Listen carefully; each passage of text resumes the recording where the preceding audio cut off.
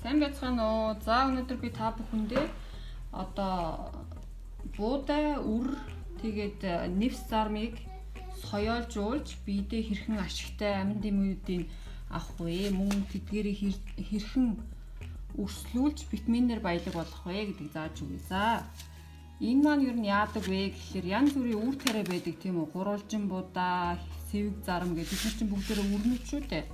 Тэднийг маань одоо ингээд усанд байлгаад соёолуулдаг гэсэн үг. Одоо цэцэг тарих гэж байгаа юм шиг. Хөрсөнд биш, усанд соёолуулдаг гэсэн үг. За би энд юу бэлдсэн байна вэ гэхээр юм шилээ хариуцгаа бэлдсэн. Ийм дээр нь юм нүхтэй юм сав. Энийгээ дараа нь ингээд хажуулт болоод ингэж тавиад усыг урсгадаг байгаа. За би ерөнхийдөө хийх дарааллыг тайлбарлаж өгье. За ийм цэвэрхэн шил хэрэгтэй. За бас ийм өвөрцөний шилнүүд байвал бас болдог.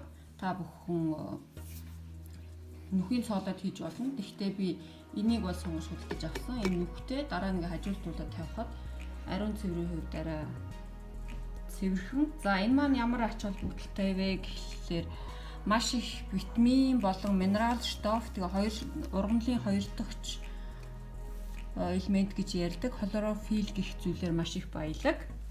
За тэгээд витамин С, B2, никотин, төмөр гэх мэтээр баялаг. За тэгээд үр бүрээсээ шалтгаалаад доторх амин дэм нь өөр өгдөг байгаа. Ерөнхийдөө бол би иймэрхүү бэлтгэл бэлдээд авсан байна. Худалдаад энэ болохоор тархлаа сэргээх тийм үйлчлэгээтэй өрнөд байна. Энд маань юу орсон байна вэ гэхлээр брокколины үр, гадисэг байна. Тэгээд сэвэг зарам орсон байна. За брокколины үр болохоор маш их ач тустай витамин С, тэгээд магнезиум, төмөр, мөн хавдар үүсгдэг эснүүдийг дарангуйлдаг сайн талтай байгаа. Сэвэг зармууд гэхээр сэвэг зармууд гэдэг маань линзэн гэсэн үг. За энд байгаа хүмүүс бас үзчихэж магадгүй. Энэ сэвэг зармууд маань ямар ач холбогдолтой вэ гэхлээр уурга, витамин С, биотин гээд кальциум, магнезиум гээд эдгээр зүйлээр маш их баялаг. За би өнөөдрийн хувьд энэ сэвэг зарам тэгээд энэ дархлаа сайжруулах хоёрыг хийх гэж байна.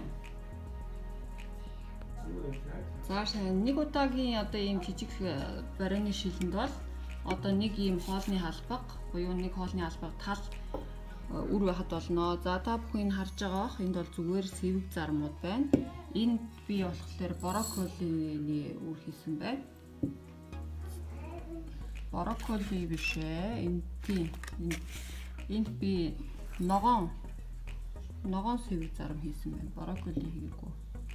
За энийг одоо маш сайн усаар зайлаад энэгээр ингэж таглаж агаад тэгээ усыг ингээд доош нь гойжуулаад одоо энэ маань нойтон байна гэсэн үг. Тэгээ ус нойтон чийг нь өснө гэсэн үг.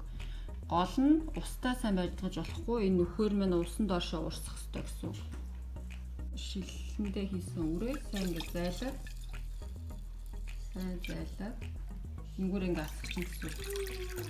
Энд маань ингээд одоо өрчин шүлдэд үлдэнсэн.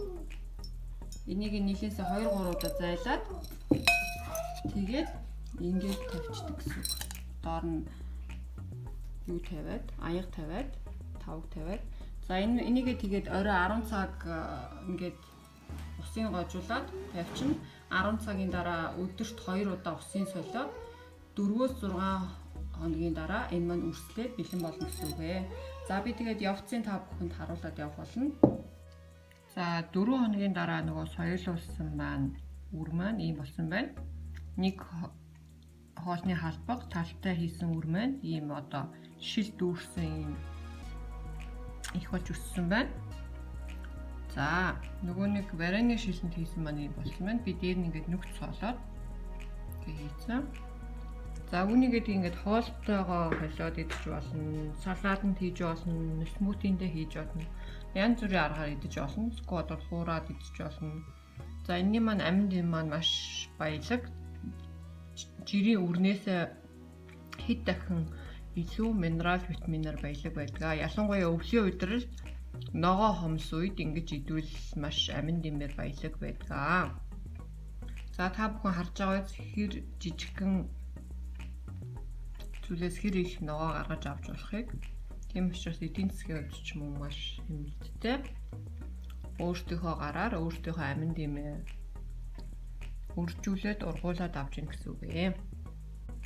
Сайн байцгаана уу эрхэм үзэгчдээ. За өнөөдөр би та бүхэндээ манайхаар бол гурвалжин будаа гэж ярьдаг. Энд бол түүх баязна гэдэг. За бидний таньдаг нэг хвчлэн бор байдаг. Нилийн боронхтой. Тэр нь яадаг вэ гэхээр гост нь буюу хуурчсан байдаг. Кофег хуураад бор болгоцсон байдаг шиг тэгж хуураад бор болцсон байдаг. Тийм учраас манад жоохон гашуунд амттай байдаг. Энд болохоор иймэрхүү хэлбэрээр байдаг. Энэ нь болохоор хуураагүй хэлбэр нь. За үүнийг энэ гурвалжин будаа нь ямар ач тустай вэ гэхлээр энэ маань цавуулаггүй үр тарианд ордог. Одоо жишээлбэл сахарын өвчтөй, глютен буюу цавуулгын харшилтай хүмүүс бол энэ будааг идвэл цавуулаггүй. За үүнийг би өнөөдөр соёолуулах гэж байна. Ингээд шилэнд хийсэн. Ийм нүхтэй таглаанд хийгээд. За энэ соёолуулахын ямар ач тус гэвэл энэ буудаанд байдаг. Ямар ч буудаанд одоо газар тариалдаг учраас бага зэргийн каин буюу юу байдаг? Хор байдаг.